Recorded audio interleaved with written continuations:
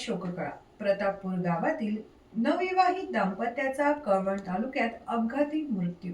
2 महिन्यांपूर्वीच झाला होता विवाह. घटनेनंतर संपूर्ण नवापूर तालुक्यावर शोककळा पसरली आहे.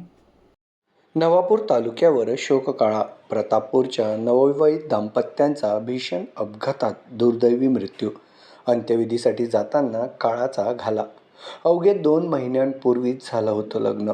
प्रतापपूर गावातील शिक्षिका व जलसंपदा कर्मचाऱ्याच्या निधनानं नवापूर तालुक्यात हळहळ. नवापूर तालुक्यातील प्रतापपूर गावावर दुःखाचा डोंगर कोसळलाय.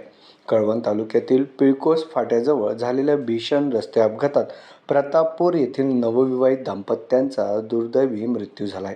अंत्यविधीसाठी आपल्या मूळ गावी प्रतापपूरकडे निघालेल्या या दाम्पत्याला काळानेच वाटेत गाठल्यानं संपूर्ण नवापूर तालुक्यात शोककळा पसरली आहे.